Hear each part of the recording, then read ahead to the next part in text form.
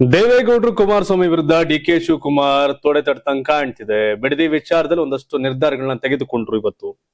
ಮತ್ತೊಂದು ಕಡೆ ಸಂಪುಟ ವಿಸ್ತರಣೆ 20 ಮಂತ್ರಿ ಸ್ಥಾನಗಳ ಖಾಲಿ ಐತೆ, ಅದನ್ನ ತುಂಬಕ್ಕೆ ಸಿದ್ದರಾಮಯ್ಯ ಡಿಕೆ ಶಿವಕುಮಾರ್ ದೆಹಲಿ ಕಡೆ ಹೆಜ್ಜೆ ಆಗ್ತಾ ಇದ್ದಾರೆ. ಮತ್ತೊಂದು ಕಡೆ ರಾಜಕಾರಣದ ಒಂದಷ್ಟು ಬೆಳವಣಿಗೆ ಆಗ್ತಾ ಇದೆ. ರಾಜ್ಯ ದೇಶ ವಿದೇಶದ ಪ್ರಮುಖ 10 ಸುದ್ದಿಗಳನ್ನ ನೋಡುವಂತ ಸಮಯ ಪ್ರೈಮ್ ಟೈಮ್ ನ್ಯೂಸ್ ಅಲ್ಲಿ. ಎಲ್ರಿಗೂ ಪ್ರೈಮ್ ಟೈಮ್ ನ್ಯೂಸ್ಗೆ ಸ್ವಾಗತ. ನಾನು ಶಿವಕುಮಾರ್. ಎಲ್ಲರೂ ನೀವು ಕರ್ನಾಟಕ ಟಿವಿನ ಯೂಟ್ಯೂಬ್ ಅಲ್ಲಿ ಸಬ್ಸ್ಕ್ರೈಬ್ ಆಗಿಲ್ಲ ಅಂದ್ರೆ ತಪ್ಪದೆ ಈ ಕೂಡಲೇ ಸಬ್ಸ್ಕ್ರೈಬ್ ಮಾಡಿ, ಮತ್ತೆ ಜಾಯಿನ್ ಬಟನ್ ಮೂಲಕ ನೀವು ನಮ್ಗೆ ಸಪೋರ್ಟ್ ಮಾಡಬಹುದು. ಒಳ್ಳೆ ನಿಮ್ಗಿಷ್ಟ ಆದ್ರೆ ನಮ್ಮ ಫಾರ್ಮೆಟ್ ಅಂತ ಹೇಳ್ತಾ ಮತ್ತೊಮ್ಮೆ ಸ್ವಾಗತ ಬಯಸ್ತಾ ನ್ಯೂಸ್ ನ ಶುರು ಮಾಡೋಣ. ಈಗ ಕರ್ನಾಟಕ ಸಚಿವ ಸಂಪುಟ ವಿಸ್ತರಣೆ ಚಟುವಟಿಕೆಗಳು ವೇಗ ಪಡೆದುಕೊಂಡಿವೆ. ದೆಹಲಿ ಪ್ರವಾಸಕ್ಕೂ ಮುನ್ನ ಮುಖ್ಯಮಂತ್ರಿ ಡಿಕೆ ಶಿವಕುಮಾರ್ ಅವರು ಮಾಜಿ ಮುಖ್ಯಮಂತ್ರಿ ಸಿದ್ದರಾಮಯ್ಯ ಅವರನ್ನ ಅವರ ಕಾವೇರಿ ನಿವಾಸದಲ್ಲಿ ಭೇಟಿ ಮಾಡಿ ಮಹತ್ವದ ಮಾತುಕತೆ ನಡೆಸಿದ್ರು. ಸುಮಾರು 40 ನಿಮಿಷಕ್ಕೂ ಹೆಚ್ಚು ಕಾಲ ನಡೆದ ಈ 1-to-1 ಸಭೆಯಲ್ಲಿ ಸಚಿವ ಸಂಪುಟ ವಿಸ್ತರಣೆ, ಖಾತೆ ಹಂಚಿಕೆ ಸೇರಿದಂತೆ ಹಲವು ರಾಜಕೀಯ ಬೆಳವಣಿಗೆಗಳ ಕುರಿತು ಪ್ರಾಥಮಿಕ ಚರ್ಚೆ ನಡೆದಿದೆ ಅಂತ ಮೂಲಗಳು ತಿಳಿಸಿದೆ. ಸಭೆ ಬಳಿಕ ಡಿಕೆ ಶಿವಕುಮಾರ್ ಹಾಗೂ ಸಿದ್ದರಾಮಯ್ಯ ಇಬ್ಬರು ಒಂದೇ ವಿಮಾನದಲ್ಲಿ ನವದೆಹಲಿಗೆ ಪ್ರಯಾಣವನ್ನು ಬೆಳೆಸ್ತಾ ಇದ್ದಾರೆ. ದೆಹಲಿಯಲ್ಲಿ ಕಾಂಗ್ರೆಸ್ ಹೈಕಮಾಂಡ್ ನಾಯಕರೊಂದಿಗೆ ನಡೆಯತಕ್ಕಂತಹ ಸಭೆಯಲ್ಲಿ ಕರ್ನಾಟಕದ ಸಚಿವ ಸಂಪುಟ ವಿಸ್ತರಣೆ ಪ್ರಮುಖ ಅಜೆಂಡಾ ಆಗುವ ಸಾಧ್ಯತೆ ಇದೆ. ಈ ಸಭೆಯಲ್ಲಿ ಎಸಿಸಿ ಅಧ್ಯಕ್ಷ ಮಲ್ಲಿಕಾರ್ಜುನ್ ಖರ್ಗೆ, ಕೆಸಿ ವೇಣುಗೋಪಾಲ್, ರಣದೀಪ್ ಸಿಂಗ್ ಸುರ್ಜೇವಾಲಾ, ಮುಖ್ಯಮಂತ್ರಿ ಡಿಕೆ ಶಿವಕುಮಾರ್, ಮಾಜಿ ಮುಖ್ಯಮಂತ್ರಿ ಸಿದ್ದರಾಮಯ್ಯ ಹಾಗೂ ಬಿಕೆ ಹರಿಪ್ರಸಾದ್ ಕೆಪಿಸಿಸಿ ಅಧ್ಯಕ್ಷ ಇವರು ಭಾಗವಹಿಸುವ ಸಾಧ್ಯತೆ ಇದೆ. ಮೊದಲ ಹಂತದ ಸಭೆ ರಾಹುಲ್ ಗಾಂಧಿ ಅವರ ಅನುಪಸ್ಥಿತಿಯಲ್ಲಿ ನಡೆಯಲಿದೆ ಎನ್ನಲಾಗ್ತಾ ಇದೆ. ಯಾಕಂದ್ರೆ ಇವರೆಲ್ಲ ಮಾತಾಡ್ಕೊಂಡು ನಿರ್ಧಾರ ಮಾಡಿ ಆಮೇಲೆ ಅವ್ರ ಕೂರ್ಸ್ ಹೇಳಿ ಅವರ ಒಪ್ಪಿಗೆ ತಗೋಬೇಕಾಗತ್ತೆ. ಆ ಕಾರಣಕ್ಕೆ ಒಂದ್ 60 ಜನ ಹತ್ತತ್ರ ಆಕಾಂಕ್ಷಿಗಳಿದ್ದಾರೆ. ಅದ್ರ 20 ಸ್ಥಾನ ಇದೆ. 3 ಜನದಲ್ಲಿ ಒಬ್ಬರನ್ನ ಮಂತ್ರಿಯಾಗಿ ಆಯ್ಕೆ ಮಾಡ್ಕೊಂಡು ಹೋಗ್ತಾರೆ. ಹಂಗೆ 3:1 ನೋಡ್ಬೇಕು ಯಾರ್ಯಾರ ಮಂತ್ರಿ ಆಗೋ ಸೌಭಾಗ್ಯ ಯಾರ್ಯಾರಿಗಿದೆ ಅಂತ. ಹೊಸ ಮಕ್ಕಳಿಗೆ ಎಷ್ಟು ಅವಕಾಶ ಆಗುತ್ತೆ, ಇನ್ನು ಹಳೆ ಸಿದ್ದರಾಮಯ್ಯ ಮಂತ್ರಿ ಸ್ಥಾನದಲ್ಲಿ ಇದ್ದವ್ರು ಯಾರೋ ಒಂದೊಂದು ಜನಕ್ಕೆ ಅವಕಾಶ ಆಗುತ್ತೆ. ಬಿಕಾಸ್ ಆಫ್ ಜಮೀರ್ ಅಹಮದ್ ಖಾನು, ಚಲುವರಾಯ ಸ್ವಾಮಿ ಅವರು, ಸಂತೋಷ್ ಲಾಡು ಇವರ ಮತ್ತೆ ಪ್ರಯತ್ನಗಳಿದೆ. ಆ ಕಾರಣಕ್ಕೆ ಅದೇನಾಗುತ್ತೆ ಅಂತ ನೋಡ್ಬೇಕಾಗತ್ತೆ. ಅದನ್ನ ನಮ್ಮ ಆತ್ಮೀಯರಾದ ಪ್ರದೀಪ್ ಈಶ್ವರನ್ ಅವರು ಕೂಡ ಫಸ್ಟ್ ಟೈಮ್ ನಾನು ಆಗ್ತೀನಿ ಅನ್ನೋ ವಿಶ್ವಾಸದಲ್ಲಿ ಅವರು ಇದ್ದಾರೆ. ಹಾಗಾಗಿ ಅವುಗಳೆಲ್ಲ ನೋಡ್ಬೇಕಾಗತ್ತಲ್ಲ ಏನಾಗತ್ತೆ ಅಂತ. ಇನ್ನು ಇವತ್ತೊಂದು ಸಭೆ ಆಯ್ತು. ಡಿ ಕೆ ಶಿವಕುಮಾರ್ ಅವರು ಸಭೆ ಮಾಡಿದ್ರು. ಅಪಾರ್ಟ್ಮೆಂಟ್ ಮಾಲೀಕರ ಹಕ್ಕು ರಕ್ಷಣೆ ಕುರಿತಂತೆ ಸಭೆ ಆಯ್ತು. ಏನೇನಾಯ್ತು ಆ ಸಭೆಯಲ್ಲಿ ಅಂತ ನೋಡೋದಾದ್ರೆ, ಅಪಾರ್ಟ್ಮೆಂಟ್ ಮಾಲೀಕರ ಹಕ್ಕುಗಳನ್ನು ರಕ್ಷಿಸಲು ರಾಜ್ಯ ಸರ್ಕಾರ ಹೊಸ Karnataka apartment ownership and management ಮಸೂದೆ 2026 ತರಕು ಮುಂದಾಗಿದೆ. ಈ ಕುರಿತು ಅಪಾರ್ಟ್ಮೆಂಟ್ ಮಾಲೀಕರು, ನಿವಾಸಿಗಳ ಸಂಘಗಳು ಹಾಗೂ ಬಿಲ್ಡರ್ಗಳೊಂದಿಗೆ ಮುಖ್ಯಮಂತ್ರಿ ಡಿ ಕೆ ಶಿವಕುಮಾರ್ ಮಹತ್ವದ ಸಭೆ ನಡೆಸಿದ್ರು. ಸಭೆಯಲ್ಲಿ ಮಾತನಾಡಿದಂತ ಸಿಎಂ, ಅಪಾರ್ಟ್ಮೆಂಟ್ ಹಸ್ತಾಂತರವಾದಾಗ ಅದರ ಸಂಪೂರ್ಣ ಹಕ್ಕು ಮಾಲೀಕರಿಗೆ ಸಿಗಬೇಕು. ನೀವು ಖರೀದಿಸಿದ ಆಸ್ತಿಗೆ ಸಂಪೂರ್ಣ ಕಾನೂನು ರಕ್ಷಣೆ ದೊರೆಯಲಿದೆ ಅಂತ ಭರವಸೆಯನ್ನ ಕೊಟ್ರು. ಮಸೂದೆಯನ್ನ ಆತುರದಲ್ಲಿ ಜಾರಿಗೆ ತರದೆ ಸಾರ್ವಜನಿಕರು, ಅಪಾರ್ಟ್ಮೆಂಟ್ ಸಂಘಗಳು, ಬಿಲ್ಡರ್ಗಳು ಹಾಗೂ ಕಾನೂನು ತಜ್ಞರ ಅಭಿಪ್ರಾಯ ಪಡೆದು ಅಂತಿಮ ರೂಪ ನೀಡಲಾಗುತ್ತೆ ಅಂತ ಹೇಳಿದ್ರು. ಮೂಲ ದಾಖಲೆಗಳನ್ನ ಮನೆ ಮಾಲೀಕರಿಗೆ ನೀಡದ ಬಿಲ್ಡರ್ಗಳ ವಿರುದ್ಧವೂ ಸರ್ಕಾರ ಕಠಿಣ ಕ್ರಮ ಕೈಗೊಳ್ಳುತ್ತೆ ಅಂತ ಎಚ್ಚರಿಕೆ ಕೊಟ್ರು. ಇದೇ ವೇಳೆ ಭೂಮಿ ಗ್ಯಾರಂಟಿ ಯೋಜನೆಯಡಿ ಲಂಚವಿಲ್ಲದ ಖಾತೆ ಪ್ರಮಾಣ ಪತ್ರ ನೀಡುವ ವ್ಯವಸ್ಥೆ ಜಾರಿಗೆ ತರಲಾಗ್ತದೆ ಅಂತ ತಿಳಿಸಿದ್ರು. ಈಗಾಗಲೇ ಲಕ್ಷಾಂತರ ಆಸ್ತಿಗಳ ಡಿಜಿಟಲೀಕರಣ ಪೂರ್ಣಗೊಂಡಿದ್ದು ಹೊಸ ಕಾನೂನಿನ ಮೂಲಕ ಅಪಾರ್ಟ್ಮೆಂಟ್ ಮಾಲೀಕರ ಹಕ್ಕುಗಳಿಗೆ ಇನ್ನಷ್ಟು ಬಲ ಸಿಗುತ್ತೆ ಅಂತ ಸರ್ಕಾರ ಸ್ಪಷ್ಟಪಡಿಸಿತು. ಇದು ಬಹಳ ವರ್ಷಗಳ ಬೇಡಿಕೆ ಆಗಿತ್ತು. ಆ ಬೇಡಿಕೆಗೆ ಸ್ಪಂದಿಸ್ತಾ ಇದ್ದಾರೆ. ಅಂದ್ರೆ ನಗರವಾಸಿಗಳು ಬಿಜೆಪಿ ವೋಟ್ ಮಾಡೋರು ಕಾಂಗ್ರೆಸ್ ಮಾಡ್ತಿರ್ಲಿಲ್ಲ. ಹಾಗಾಗಿ ಆ ವೋಟರ್ಗಳನ್ನು ಕೂಡ ಈ ಯೋಜನೆಗಳ ಮೂಲಕ ಸೆಳೆಯಕ್ ಮುಂದಾಗ್ತಿದಾರೆ ಅಂತ ಅನ್ಸುತ್ತೆ. ಬಟ್ ಒಳ್ಳೇದು, ಯಾರು ಮಾಡೋರೇನಂತಲ್ಲಿ ಇದೇನ್ ಬಿಜೆಪಿ ಅವ್ರನ್ನ ಮಾಡಬೇಡಿ ಅಂತ ಹೇಳಿದ್ರೆ ಸರ್ ಜನ ಒಳ್ಳೇದ್ ಜನಕ್ಕೆ ಒಳ್ಳೇದಾಗದು ಏನ್ ಬೇಕಾದ್ರೂ ಮಾಡ್ಲಿ ಅಷ್ಟೇ. ಡಿ ಕೆ ಶಿವಕುಮಾರ್ HDK ನಡುವೆ ಈ ಜೈಲು ವಾರ್ ನಡೀತಾ ಇದೆ. ಏನಪ್ಪಾ ವಿಷಯ ಅಂದ್ರೆ, ಈ ಬಿಡದಿ ಟೌನ್ಶಿಪ್ ಯೋಜನೆ ವಿಚಾರವಾಗಿ ಮುಖ್ಯಮಂತ್ರಿ ಡಿ ಕೆ ಶಿವಕುಮಾರ್ ಮತ್ತು ಕೇಂದ್ರ ಸಚಿವ HD ಕುಮಾರಸ್ವಾಮಿ ನಡುವಿನ ವಾಕ್ಸಮರ ಮತ್ತಷ್ಟು ತೀವ್ರವಾಗಿದೆ. ವಿಧಾನಸೌಧದಲ್ಲಿ ಸುದ್ದಿಗೋಷ್ಠಿ ನಡೆಸಿದ ಸಿಎಂ ಡಿ ಕೆ ಶಿವಕುಮಾರ್, ನಾನು ಸಿಎಂ ಆಗಿದ್ದಕ್ಕೆ ಕೆಲವರಿಗೆ ನಿದ್ದೆ ಬರ್ತಿಲ್ಲ, ನನ್ನನ್ನ ಜೈಲಿಗೆ ಕಳಿಸೋಕೆ ಪ್ರಯತ್ನ ಮಾಡ್ತಿದ್ದಾರೆ. ಕುಮಾರಣ್ಣ ಒಳ್ಳೇದಾಗ್ಲಿ, ನಾನು ಎಲ್ಲದಕ್ಕೂ ರೆಡಿ ಇದ್ದೇನೆ, ಜೈಲು ಅನುಭವ ನನಗೆ ಹೊಸದಲ್ಲ ಅಂತ ತಿರುಗೇಟು ಕೊಟ್ರು. ಬಿಡದಿ ಟೌನ್ಶಿಪ್ ಯೋಜನೆ ಕುರಿತು ಸ್ಪಷ್ಟನೆ ನೀಡಿದ ಅವರು, ನಾನು ರೈತನ ಮಗನಾಗಿದ್ದು ರೈತರ ವಿರುದ್ಧ ಯಾವುದೇ ನಿರ್ಧಾರ ತೆಗೆದುಕೊಳ್ಳುವುದಿಲ್ಲ ಅಂತ ಹೇಳಿದ್ರು. ಬಲವಂತವಾಗಿ ರೈತರ ಜಮೀನು ಕಿತ್ತುಕೊಳ್ಳುವುದಿಲ್ಲ, ಜಮೀನು ನೀಡಲು ಇಚ್ಛೆ ಇರುವವರಿಗೆ ಮಾತ್ರ ನ್ಯಾಯಯುತ ಬೆಲೆ ನೀಡಿ ಭೂಸ್ವಾಧೀನ ಮಾಡಲಾಗುತ್ತೆ, ಇಚ್ಛೆ ಇಲ್ಲದವರು ಜಮೀನು ನೀಡುವ ಅಗತ್ಯವೇ ಇಲ್ಲ ಅಂತ ಭರವಸೆ ಕೊಟ್ಟರು. ಇದೇ ವೇಳೆ ಮಾಜಿ ಪ್ರಧಾನಿ HD ದೇವೇಗೌಡರು ವಿಧಾನಸೌಧದ ಮುಂದೆ ಧರಣಿ ನಡೆಸುವ ಅಗತ್ಯವಿಲ್ಲ ಅಂತ ಹೇಳಿದ ಸಿಎಂ, ಅಧಿಕಾರಿಗಳ ಮೇಲೆ ರೈತರ ಆಕ್ರೋಶ ವ್ಯಕ್ತಪಡಿಸುವ ಬದಲು ಬೇಕಾದ್ರೆ ತಮ್ಮ ಮೇಲೆಯೇ ಟೀಕೆ ಮಾಡಬಹುದು ಅಂತ ಹೇಳಿದ್ರು. ಇತ್ತೀಚೆಗೆ ಡಿ ಕೆ ಶಿವಕುಮಾರ್ ಜೈಲಿಗೆ ಹೋಗುವ ದಿನ ಹತ್ತಿರ ಬಂದಿದೆ ಅಂತ HD ಕುಮಾರಸ್ವಾಮಿ ಹೇಳಿಕೆಗೆ ಪ್ರತಿಕ್ರಿಯೆ ಕೊಟ್ಟಂತ ಸಿಎಂ ಡಿ ಕೆ ಶಿವಕುಮಾರ್, ತಮ್ಮ ವಿರುದ್ಧ ನಡೆದಿರುವ ಎಲ್ಲಾ ರಾಜಕೀಯ ಕುತಂತ್ರಗಳ ಬಗ್ಗೆ ಮುಂದಿನ ದಿನಗಳಲ್ಲಿ ಬಹಿರಂಗಪಡಿಸೋದಾಗಿ ಎಚ್ಚರಿಕೆ ಕೊಟ್ಟರು. ಬಿಡದಿ ಟೌನ್ಶಿಪ್ ಯೋಜನೆ ವಿಚಾರದಲ್ಲಿ ಸರ್ಕಾರ ರೈತರೊಂದಿಗೆ ಚರ್ಚೆ ನಡೆಸಿಯೇ ಮುಂದಿನ ನಿರ್ಧಾರ ಕೈಗೊಳ್ಳುತ್ತೆ ಅಂತ ಮುಖ್ಯಮಂತ್ರಿ ಡಿ.ಕೆ. ಶಿವಕುಮಾರ್ ಪುನರುಚ್ಚರಿಸಿದ್ರು. ಬಿಡದಿ ವಿಷಯ ಒಂದ್ ಹಂತಕ್ಕೆ ಬಂತು. ಕೊಡೋರ್ ಕೊಡಿ, ಬಿಡದವ್ರು ಕೊಡದೇ ಇರೋ ಪರವಾಗಿಲ್ಲ ಅಂತ ಹೇಳೋದ್ರ ಮೂಲಕ. ಅದೀಗ ಕೊಡೋರ್ ರೆಡಿ ಇದ್ದಾಗ ಕೊಡದೇ ಇರೋರು ಅವ್ರದ್ದು ಇಟ್ಕೊಂಡು ಅವ್ರ ವ್ಯವಸಾಯ ಮಾಡ್ಬೋದು ಅಂತಿದೆ. ಬಟ್ ಏನು ಇಲ್ಲಿಗೆ ನಿಲ್ತು ಅಂತ ಕಾಣ್ತಿದೆ. ಕ್ಲಾರಿಟಿ ಇದೆಯಲ್ಲ, ಯಾರು ಕೊಡೋರ್ ಇಚ್ಛೆ ಇದೆ ಕೊಡಿ, ಇಲ್ಲ ಅಂದ್ರೆ ಬಿಡಿ ಅಂತ. ಸೊ ಹಾಗಾಗಿ ಈಗೇನ್ ಜನ ಏನ್ ಮಾಡ್ತಾರೆ ನೋಡ್ಬೇಕು. ಈಗ ಅದನ್ನ ನಾನು ಇನ್ನೇನು ಮಾಡಲ್ಲ ಅಂತ ರೆಡ್ ಝೋನ್ ಇದೆ, ಅದು ಬಹಳ ವರ್ಷದಿಂದ ಅದು ಕಂಟಕ ಆಗಿದೆ. ಅದಕ್ಕೇನ್ ಮಾಡ್ತಾರೆ ಅಂತ ನೋಡ್ಬೇಕೀಗ. ಬಟ್ ಬಿಡದಿ ವಿಷಯದಲ್ಲಿ ಸ್ಮಾರ್ಟ್ ಗೇಮ್ ಪ್ಲೇ ಮಾಡ್ದಂಗಿದೆ. ದೇವೇಗೌಡರೇ ಪ್ರತಿಭಟನೆ ಮಾಡೋ ಅವಶ್ಯಕತೆ ಇಲ್ಲ, ನನ್ನ ಜೈಲ್ ಕಳ್ಸಕ್ಕೆ ಏನೇನ್ ಮಾಡಿದ್ರೆ ಅವೆಲ್ಲ ಗೊತ್ತಿದೆ ಅಂತ ಹೇಳ್ತಾರೆ. ಬಟ್ ಮುಂದೊಂದ್ ದಿನ ಮಾತಾಡ್ತೀನಿ ಅಂತಾನು ಕೂಡ ಹೇಳಿದ್ದಾರೆ. ನೋಡ್ಬೇಕೇನಾಗತ್ತೆ ಅಂತ. ಬಿಡದಿ ಟೌನ್ಶಿಪ್ ವಿವಾದ ಇದೀಗ ಮುಖ್ಯಮಂತ್ರಿ ಡಿ.ಕೆ. ಶಿವಕುಮಾರ್ ಮತ್ತು ಕೇಂದ್ರ ಸಚಿವ ಎಚ್.ಡಿ. ಕುಮಾರಸ್ವಾಮಿ ನಡುವಿನ ವಾಕ್ಸಮರಕ್ಕೆ ಕಾರಣವಾಗಿದೆ. ಬೆಂಗಳೂರಲ್ಲಿ ಡಿ.ಕೆ. ಶಿವಕುಮಾರ್ ಸುದ್ದಿಗೋಷ್ಠಿ ನಡೆಸಿ ಕುಮಾರಸ್ವಾಮಿ ವಿರುದ್ಧ ವಾಗ್ದಾಳಿ ನಡೆಸಿದ ಕೆಲವೇ ಗಂಟೆಗಳಲ್ಲಿ ದೆಹಲಿಯಲ್ಲಿ ಪ್ರತಿಕ್ರಿಯೆ ಕೊಟ್ಟಂತ ಎಚ್.ಡಿ. ಕುಮಾರಸ್ವಾಮಿ, ಮಿಸ್ಟರ್ ಡಿ.ಕೆ. ಶಿವಕುಮಾರ್, ನಾನು ನಿಮ್ಮನ್ನ ಮುಖ್ಯಮಂತ್ರಿ ಅಂತ ಹೇಳಲ್ಲ ಅಂತ ಕಿಡಿಕಾರದು. ಬಿಡದಿ ಟೌನ್ಶಿಪ್ ಯೋಜನೆ ತಮ್ಮ ಕನಸಿನ ಯೋಜನೆಯೇ ಹೊರತು ಯಾವುದೇ ವೈಯಕ್ತಿಕ ಲಾಭಕ್ಕಾಗಿ ರೂಪಿಸಿರಲಿಲ್ಲ ಅಂತ ಸ್ಪಷ್ಟಪಡಿಸಿದ ಕುಮಾರಸ್ವಾಮಿ, 2006ರಲ್ಲಿ 5 ಟೌನ್ಶಿಪ್ಗಳ ಪರಿಕಲ್ಪನೆಯನ್ನ ಮುಂದಿಟ್ಟಿದ್ದು ತಾವೇ ಅಂತ ಹೇಳಿದ್ರು. ಬೆಂಗಳೂರು ಅಭಿವೃದ್ಧಿಗೆ ಸಂಬಂಧಿಸಿದ ಹಲವು ಪ್ರಮುಖ ಯೋಜನೆಗಳನ್ನ ತಮ್ಮ ಅವಧಿಯಲ್ಲಿ ಆರಂಭಿಸಲಾಗಿತ್ತು ಅಂತ ನೆನಪಿಸಿದ್ರು.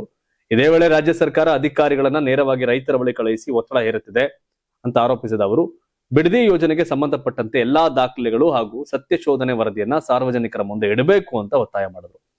ಡಿ.ಕೆ. ಶಿವಕುಮಾರ್ ನನ್ನನ್ನ ಜೈಲಿಗೆ ಕಳಿಸಲು ಪ್ರಯತ್ನ ಮಾಡ್ತಿದ್ದಾರೆ, ನಾನು ಎಲ್ಲದಕ್ಕೂ ಸಿದ್ಧ ಅಂತ ಹೇಳಿಕೆ ಕೊಟ್ಟರು. ಅದಕ್ಕೆ ಪ್ರತಿಯಾಗಿ ಎಚ್.ಡಿ. ಕುಮಾರಸ್ವಾಮಿ ತೀಕ್ಷ್ಣ ಪ್ರತಿಕ್ರಿಯೆಯನ್ನ ಕೊಟ್ಟಿದ್ದಾರೆ. ಈ ಗೌಡ್ರು ಗದ್ಲ, ಇಬ್ಬ ಒಕ್ಕಲಿಗ ಸಮುದಾಯದ ಪ್ರಬಲ ನಾಯಕರು, ಒಬ್ರು ಕೇಂದ್ರ ಸಚಿವರು, ಒಬ್ರು ಮುಖ್ಯಮಂತ್ರಿ, ಇಬ್ರು ಮದಗಜಳ ಕಾಳಗ ನಿಲ್ಲಲ್ಲ. ಇವರು ಹಾಲಿ ಮುಖ್ಯಮಂತ್ರಿ ಡಿ.ಕೆ. ಶಿವಕುಮಾರ್, ಮಾಜಿ ಮುಖ್ಯಮಂತ್ರಿ ಕುಮಾರಸ್ವಾಮಿ, ಭಾವಿ ಮುಖ್ಯಮಂತ್ರಿ ಕುಮಾರಸ್ವಾಮಿ ಅಂತ ನಡೀತಾ ಇರುವಂತ ಲೆಕ್ಕಾಚಾರ. ನೀವೆಲ್ಲಿ ಮುಂದಿನ 7 ವರ್ಷ ನಾನೇ ಮುಖ್ಯಮಂತ್ರಿ ಅನ್ನೋದು ಡಿ.ಕೆ. ಶಿವಕುಮಾರ್ ದಾಟಿ. ನೋಡೋಣ ಏನೇನಾಗತ್ತೆ ಅಂತ. ಇನ್ನು ಮತ್ತೊಂದ್ ಕಡೆ ಕುಮಾರಸ್ವಾಮಿ ಅವರ ಈಗ ನಿಖಿಲ್ ಕೂಡ ಈ ಸಂಬಂಧಪಟ್ಟಾಗ ಮಾತನಾಡಿದ್ದಾರೆ. ಏನಂತ, ಮುಖ್ಯಮಂತ್ರಿ ಡಿ.ಕೆ. ಶಿವಕುಮಾರ್ ಹೇಳಿಕೆಗೆ ಜೆಡಿಎಸ್ ಯುವ ಘಟಕದ ರಾಜ್ಯಾಧ್ಯಕ್ಷ ನಿಖಿಲ್ ಕುಮಾರಸ್ವಾಮಿ ತೀಕ್ಷ್ಣ ಪ್ರತಿಕ್ರಿಯೆ ಕೊಟ್ಟಿದ್ದಾರೆ. ಬಾಗಲಕೋಟೆಯಲ್ಲಿ ಮಾತನಾಡಿದಂತ ನಿಖಿಲ್ ಕುಮಾರಸ್ವಾಮಿ, ಸಿಎಂ ಡಿ.ಕೆ. ಶಿವಕುಮಾರ್ ಇಂದು ಹೊಸ ಸ್ಕ್ರಿಪ್ಟ್ ಬರ್ಕೊಂಡು ಬಂದು ಅಸ್ಕರ್ ಮಟ್ಟದ ಪರ್ಫಾರ್ಮೆನ್ಸ್ ನೀಡಿ ಹೋಗಿದ್ದಾರೆ ಅಂತ ವ್ಯಂಗ್ಯವಾಡಿದ್ರು. ಬಿಡದಿ ಟೌನ್ಶಿಪ್ ವಿಚಾರದಲ್ಲಿ ಸರ್ಕಾರ ದ್ವಂದ್ವ ನೀತಿಯನ್ನು ಅನುಸರಿಸಿದೆ ಅಂತ ಆರೋಪಿಸಿದ ಅವರು, ಒಂದೆಡೆ ರಿವ್ಯೂ ಕಮಿಟಿ ಮಾಡ್ತೇವೆ ಅಂತ ಹೇಳ್ತಾರೆ, ಮತ್ತೊಂದೆಡೆ 3 ಗ್ರಾಮಗಳ ಅಂತಿಮ ಅಧಿಸೂಚನೆ ಹೊರಡಿಸ್ತಾರೆ. ಎರಡೂ ಒಂದೇ ವೇಳೆ ಹೇಗೆ ಸಾಧ್ಯ ಅಂತ ಪ್ರಶ್ನೆ ಮಾಡಿದ್ರು. ಎಚ್.ಡಿ. ಕುಮಾರಸ್ವಾಮಿ ಕೇವಲ ಮಾಸ್ಟರ್ ಪ್ಲಾನ್ ರೂಪಿಸಿದ್ರು, ಅಂತಿಮ ಅಧಿಸೂಚನೆ ಹೊರಡಿಸಿರಲಿಲ್ಲ ಅಂತ ಹೇಳಿದ ನಿಖಿಲ್, ಈಗ ರೈತನ ಮೇಲೆ ಒತ್ತಡ ಹೇರುವ ಪ್ರಯತ್ನ ನಡೀತಾ ಇದೆ ಅಂತ ಆರೋಪ ಮಾಡಿದ್ರು. ಸಿಎಂ ತಮ್ಮನ್ನ ಜೈಲಿಗೆ ಕಳುಹಿಸುವ ಸಂಚು ನಡೆಯುತ್ತಿದೆ ಅಂತ ಹೇಳಿಕೆಗೂ ಪ್ರತಿಕ್ರಿಯೆ ಕೊಟ್ಟಂತ ನಿಖಿಲ್, ಡಿ.ಕೆ. ಶಿವಕುಮಾರ್ ಜೈಲಿನಲ್ಲಿದ್ದಾಗ ಅವರ ತಾಯಿಯನ್ನ ಭೇಟಿಯಾಗಲು ಕುಮಾರಸ್ವಾಮಿ ಅವರೇ ನೆರವಾಗಿದ್ರು. ಒಕ್ಕಲಿಗ ಸಮುದಾಯದ ವ್ಯಕ್ತಿ ಸಿಎಂ ಆಗಿದ್ದಾರೆ ಎಂಬ ಕಾರಣಕ್ಕೆ ನಮಗೆ ಯಾವುದೇ ಅಸಮಾಧಾನ ಇಲ್ಲ, ಆದ್ರೆ ಬಡ ರೈತರ ಪರ ನಿಲ್ಲುವುದು ನಮ್ಮ ಜವಾಬ್ದಾರಿ ಅಂತ ಹೇಳಿದ್ರು. ಇದೇ ವೇಳೆ ಬಿಡದಿ ಟೌನ್ಶಿಪ್ ಯೋಜನೆ ಕುರಿತು ಸರ್ಕಾರ ಸ್ಪಷ್ಟನೆ ನೀಡಬೇಕು ಹಾಗೂ ರೈತರ ಹಿತಾಸಕ್ತಿಗೆ ವಿರುದ್ಧವಾದ ಯಾವುದೇ ನಿರ್ಧಾರ ಕೈಗೊಳ್ಳಬಾರದು ಅಂತ ನಿಖಿಲ್ ಆಗ್ರಹ ಮಾಡಿದ್ರು. ನಿಖಿಲ್ ರಾಜ್ಯದಲ್ಲಿ ಪಾರ್ಟಿನ ಮುನ್ನಡೆಸ್ತಾ ಇದ್ದಾರೆ. ಅವರ ತಂದೆ ಕೇಂದ್ರದಲ್ಲಿ ಮಂತ್ರಿ ಆಗಿದ್ದಾರೆ. ಹಾಗಾಗಿ ಅವರು ಸವಾ ಸೇರು ಅಂತ ಕೌಂಟರ್ ಕೊಡ್ತಾ ಇರ್ತಾರೆ. ನೋಡ್ಬೇಕು. ಬಿಡದಿ ಟೌನ್ಶಿಪ್ ವಿವಾದದ ನಡುವೆ ಕಾಂಗ್ರೆಸ್ ಸರ್ಕಾರದ ವಿರುದ್ಧ ಬಿಜೆಪಿ ಹೋರಾಟವನ್ನ ಮತ್ತಷ್ಟು ತೀವ್ರಗೊಳಿಸಿದೆ. ಬಿಜೆಪಿ ರಾಜ್ಯಾಧ್ಯಕ್ಷ ಬಿ.ವೈ. ವಿಜೇಂದ್ರ ರಾಜ್ಯ ಸರ್ಕಾರ ರೈತ ವಿರೋಧಿ ಆಡಳಿತ ನಡೆಸ್ತಾ ಇದೆ ಅಂತ ಗಂಭೀರ ಆರೋಪ ಮಾಡಿದ್ದಾರೆ. ಬಳ್ಳಾರಿಯಲ್ಲಿ ಸುದ್ದಿಗೋಷ್ಠಿ ನಡೆಸಿದ ವಿಜೇಂದ್ರ, ಮುಖ್ಯಮಂತ್ರಿಗಳಿಗೆ ರೈತರಿಗಿಂತ ರಿಯಲ್ ಎಸ್ಟೇಟ್ ಮೇಲೆಯೇ ಹೆಚ್ಚು ಆಸಕ್ತಿ ಇದೆ. ತುಂಗಭದ್ರಾ ಜಲಾಶಯದ ಕ್ರಸ್ಗೇಟ್ ದುರಸ್ತಿಗೆ 24 ತಿಂಗಳು ತೆಗೆದುಕೊಂಡ ಸರ್ಕಾರ ಬಿಡದಿ ಟೌನ್ಶಿಪ್ಗೆ 24 ಗಂಟೆಯಲ್ಲಿ ಆದೇಶ ಹೊರಡಿಸಿದೆ ಅಂತ ಟೀಕಿಸಿದರು. ಬಿಡದಿ ಟೌನ್ಶಿಪ್ ಯೋಜನೆಯಿಂದ ಫಲವತ್ತಾದ ಕೃಷಿ ಭೂಮಿ ಕಳೆದುಕೊಳ್ಳುವ ಭೀತಿಯಿಂದ ರೈತರು ಪ್ರತಿಭಟನೆ ನಡೆಸಿದ್ದಾರೆ. ರೈತರ ಮೇಲೆ ಪ್ರಕರಣ ದಾಖಲಿಸಿ ದಬ್ಬಾಳಿಕೆ ನಡೆಸುತ್ತಿರೋದನ್ನ ಸರ್ಕಾರ ಕೂಡ ನಿಲ್ಲಿಸಬೇಕು ಅಂತ ಅವರು ಆಗ್ರಹ ಮಾಡಿದ್ರು. ಜೊತೆಗೆ ಪ್ರತಿಭಟನಾ ನಿರತ ರೈತರು ಹಾಗೂ ವಿವಿಧ ಸಂಘಟನೆಗಳ ಮುಖಂಡರ ವಿರುದ್ಧ ದಾಖಲಾಗಿರತಕ್ಕಂಥ ಪ್ರಕರಣಗಳನ್ನ ಹಿಂಪಡೆಯುವಂತೆ ಒತ್ತಾಯ ಮಾಡಿದ್ರು. ಇದೇ ವೇಳೆ ಜುಲೈ 17ರಂದು ಬೆಂಗಳೂರಿನ ಫ್ರೀಡಂ ಪಾರ್ಕ್ ನಲ್ಲಿ ಬಿಜೆಪಿ ವತಿಯಿಂದ ಬೃಹತ್ ಧರಣಿ ನಡೆಸಲಾಗುತ್ತೆ ಅಂತ ಘೋಷಿಸಿದ ವಿಜೇಂದ್ರ, ಬಿಜೆಪಿ ಶಾಸಕರು, ಸಂಸದರು ಹಾಗೂ ಮಾಜಿ ಜನಪ್ರತಿನಿಧಿಗಳ ಪ್ರತಿಭಟನೆಯಲ್ಲಿ ಭಾಗವಹಿಸ್ತಾರೆ ಅಂತ ಹೇಳಿದ್ರು. ಇಶ್ಯೂನೇ ಮುಗಿದೋಯ್ತು. ಯಾರು ಜಮೀನ್ ಕೊಡ್ತಾರ ಅವ್ರು ತಗತೀವಿ, ಕೊಡದೇ ಇರೋರು ಬೇಡ ಅಂತ ಸಿಎಂ ಹೇಳಿದ್ಮೇಲೆ ಬಿಜೆಪಿಯವರು ಇವಾಗ ಪ್ರತಿಭಟನೆ ಬರ್ತವ್ರೆ. ಏನ ಎಲ್ಲ ಆದ್ಮೇಲೆ ಏನೋ ಬಂದಂಗಿದೆ ಕತೆ. ತಮಿಳುನಾಡು ರಾಜಕೀಯದಲ್ಲಿ ಭ್ರಷ್ಟಾಚಾರ ವಿಚಾರ ಮತ್ತೆ ಸದ್ದು ಮಾಡುತ್ತಿದೆ. ಮುಖ್ಯಮಂತ್ರಿ ಜೋಸೆಫ್ ವಿಜಯ್ ಭ್ರಷ್ಟಾಚಾರದ ವಿರುದ್ಧ ಕಠಿಣ ಸಂದೇಶ ನೀಡಿದ ಕೆಲವೇ ದಿನಗಳಲ್ಲಿ ಅವರದೇ ಟಿವಿಕೆ ಪಕ್ಷದ ಜಿಲ್ಲಾ ಪದಾಧಿಕಾರಿಯೊಬ್ಬರು ಲಂಚ ಪಡೆಯುತ್ತಿರುವ ಆರೋಪದ ವಿಡಿಯೋ ಈಗ ಭಾರಿ ಚರ್ಚೆಗೆ ಕಾರಣವಾಗಿದೆ. ತಮಿಳುನಾಡು ಬಿಜೆಪಿ ನಾಯಕ ವಿನೋದ್ ಪಿ ಸೆಲ್ವಂ ವಿಡಿಯೋವನ್ನ ಸಾಮಾಜಿಕ ಜಾಲತಾಣದಲ್ಲಿ ಹಂಚಿಕೊಂಡಿದ್ದು ಟಿವಿಕೆ ಪಕ್ಷದ ನಿಜವಾದ ಮುಖ ಇದೆ ಅಂತ ಆರೋಪಿಸಿದ್ದಾರೆ. ವಿಡಿಯೋದಲ್ಲಿ ತವಚ್ಚ ಪೂರ್ವ ಜಿಲ್ಲೆಯ ಜಂಟಿ ಕಾರ್ಯದರ್ಶಿ ವೀರ ಎಂಬಾತ ಸರ್ಕಾರಿ ಗುತ್ತಿಗೆದಾರನಿಂದ ಸುಮಾರು 1,30,000 ರೂಪಾಯಿ ಲಂಚ ಪಡೆಯುತ್ತಿರುವ ದೃಶ್ಯಗಳಿವೆ ಅಂತ ಬಿಜೆಪಿ ಹೇಳಿದೆ. ಇತ್ತೀಚೆಗೆ ಕರೂರಿನಲ್ಲಿ ನಡೆದ ಬೃಹತ್ ಸಾರ್ವಜನಿಕ ಸಮಾವೇಶದಲ್ಲಿ ಮುಖ್ಯಮಂತ್ರಿ ವಿಜಯ್ ತಮ್ಮ ಸರ್ಕಾರದಲ್ಲಿ ಭ್ರಷ್ಟಾಚಾರಕ್ಕೆ ಯಾವುದೇ ಅವಕಾಶ ಇಲ್ಲ ಅಂತ ಘೋಷಿಸಿದ್ರು.